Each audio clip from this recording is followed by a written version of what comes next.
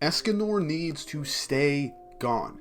And this hurts me as much as any other Seven Deadly Sins fan or Escanor fan out there, because Escanor is definitely my favorite character out of the entirety of the Seven Deadly Sins, with Bond being a very close second.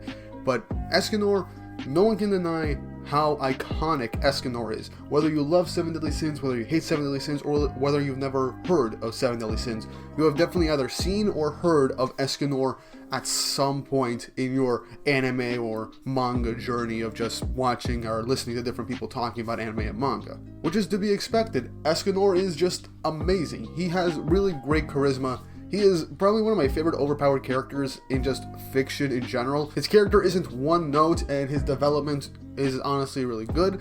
Not to mention, he had probably one of the most heartbreaking death scenes in anime. This is probably my opinion, but it's definitely one of the best ones out there, because Escanor is probably the one character people did not expect to get to die. But overall, he has to stay gone, because for one, a lot of people I've seen in a lot of my videos over the years, whenever I talk about Gawain or even mention Escanor at some point, people are thinking that Escanor is going to come back to be revived. And while that is actually still an option to an extent, because there is hints that Arthur is probably attempting to revive the dead some way, somehow, or maybe create like chaos or chaos illusions or whatever, I really don't want Escanor to come back, because if he's revived from the dead by like Arthur or by some other anime BS, it would cheapen his sacrifice and death at the Seven Deadly Sins. Because the whole point of Escanor dying was that he's accepted everything that's happened in his life. He's found people that he's willing to risk his life for, to fight for, people that he cares about, and literally burned away his own life to make himself stronger and to literally fight a god so he could defend the people that he truly cares about, to make the sacrifice of the one person in the world from his old life where he was basically ridiculed and shunned as a monster, and a place that he belongs right now. He was willing to risk his life and everything for it, and it was foreshadowed that his lifespan was already being shortened by his sunshine ability, and he knew that, yet he still took his sunshine and still accessed the one, and even shortened his lifespan even more. If he was brought back after all of that, in a way of just making him an enemy, like a chaos version of Escanor brought back by King Arthur with chaos powers, or a chaos version of Sunshine to make him even stronger, it would definitely just feel like a cop-out and make his death just pointless in the end. Because while I would like to see Escanor, I really don't want him to be brought back in that way, shape, or form. Yes, you can make it a whole big thing where Gawain, who was basically really heavily set up to be Escanor's successor, and it's not 100% confirmed that she has Sunshine, but it is highly likely that she does, because, Galen stated that she has a similar scent or magical power to Escanor, and that she reminds him of Escanor, so that's one full-on confirmation, basically, but it's still not outright stated what her magic power is, but it's fairly obvious. You could do a whole thing where Gawain has to fight this revived Chaos Escanor, and essentially, in a sense, prove that she has surpassed Escanor in a sense. You can do something like that, but again, you'd be reviving Escanor as an enemy to be killed by someone who's being set up to be the next Escanor, essentially, as his successor, in a way. And while it's been done a lot in fiction, I just don't feel like it'd fit right now in the series, because we'd just be seeing him brought back just to die again, in a probably less dramatic fashion as before. What we could do with it is more or less just have Gawain talk to Escanor's spirit. Like, you could do a whole thing where they can go to the necropolis, like how the Seven Deadly Sins did in Season 1, where Bond and King saw Elaine's spirit. You can have Gawain end up being there and talking to Escanor. Maybe she'll understand Sunshine better, maybe she'll come to terms with whatever's being set up to be like a traumatic or maybe limiting past in Camelot, because she was definitely scared of Arthur, and just scared now that she is with the Four Knights. And she blusters a lot, so there's definitely something with her character that is going to have to be explored. She might have had some sort of trauma or just limitations placed upon her at a young age. But overall, I think having Gawain just talk to Escanor, his spirit, and just coming to terms with who she is, her situation, and thinking, where does she truly belong? Is the Four Knights the place that she really belongs? Are they truly friends to her? Which, obviously, that's the answer is going to be yes. But I really do think that just having a conversation is a good way to bring back Escanor. Have him come back as a spirit in the necropolis to talk to his successor. Or if Gawain is a homunculus clone of Escanor, like many people have theorized, even I made a short on it, he could just talk to his daughter. It'd be nice. I mean, look, Gawain does have a biological father, but there are hints that maybe her father does not like her, or has been maybe abusive, or just very controlling. It's heavily implied because she never mentions her parents. She always mentions her grandparents. That is a key choice of dialogue, because she never mentions her father, her mother. Always mentions her grandparents, how they always build her up. And that could also explain her massive ego, because they were the first and only people who seemingly gave her encouragement, made her feel strong. That's what I get from her dialogue and her mentions of her grandparents, and why she has such a fragile ego in the Leonis arc. Her grandparents were her first and really only source of encouragement and support in her life based on the dialogue alone. I could be really digging too far into this. I'm going to admit that, because we don't know too much about Gawain. We might not figure that out until many arcs later.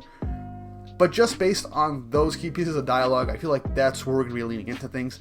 And if we do bring back Escanor, like I said, I'd rather it be in more of a conversational piece. Gawain finding out if she is in fact like the clone of Escanor or inherited Escanor's abilities, and the two of them just have a conversation about their lives, their hardships. It could help Gawain's development and make her even more of a fully fleshed out character. I love Gawain. I love all four of the Four Knights of the Apocalypse. But I would like to have more stuff with Gawain just being a bit more vulnerable and opening up to people, because she blusters a lot. She shows her strength, and she's incredibly confident, but we don't really see her being actually vulnerable. The closest thing was at the end of the Leonis arc, when we see her in one brief panel hiding under the covers like a few hours after Arthur shows up to Camelot, implying that there's a lot going on in Camelot that involves her past and her childhood. So in the end, I don't want Escanor to be brought back from death by King Arthur or by some other magical means just to make him an enemy. It would be cool, I'm not gonna lie, if Nakba does it in a cool and interesting way, then I will hold off on this criticism and just see what else is to go on.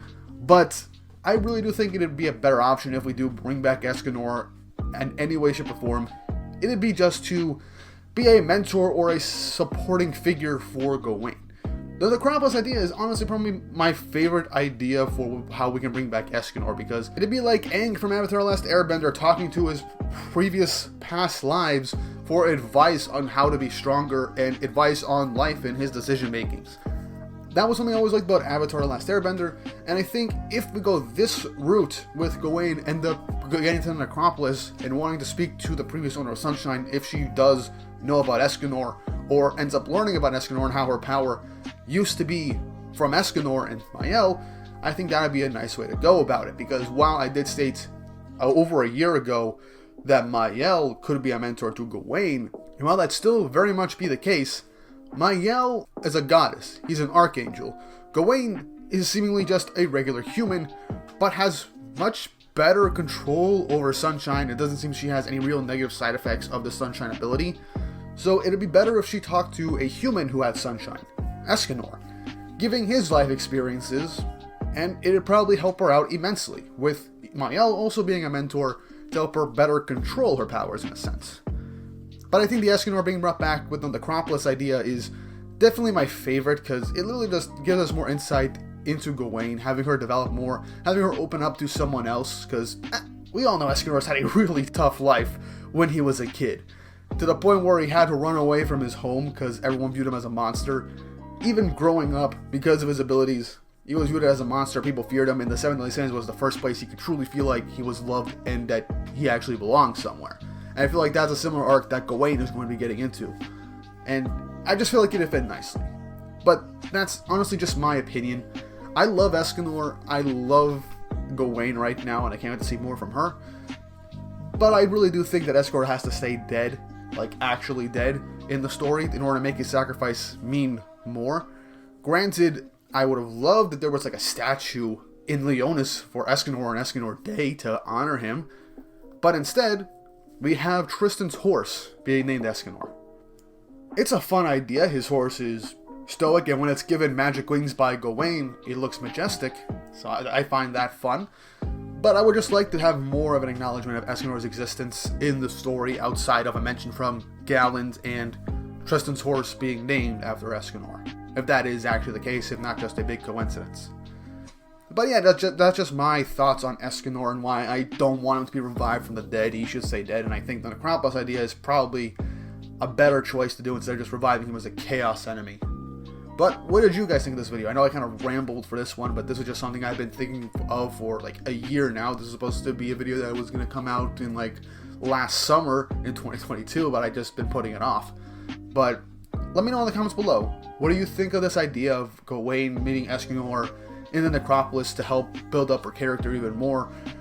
Do you like the idea of Escanor being brought back as a chaos creature, or do you think it'd just be better to not have Escanor like brought back in any way, shape, or form, even with the Necropolis idea? Let me know in the comment section down below. And if you have an idea of how Escanor could be brought back in a sense to the series without being revived from the dead, let me know as well. If you haven't already, don't forget to like and subscribe and hit the notification bell for updates on future videos. It really does help, and it shows you guys enjoy the content I make on this channel. I want to do more videos like this where I just talk about something random that has been mentioned before, instead of just a full-on theory video. But we'll see how that goes. I have some thoughts, but that's how YouTube works, I guess. Well, with that said and done, I hope you guys enjoyed the video, and I hope you all have an awesome day.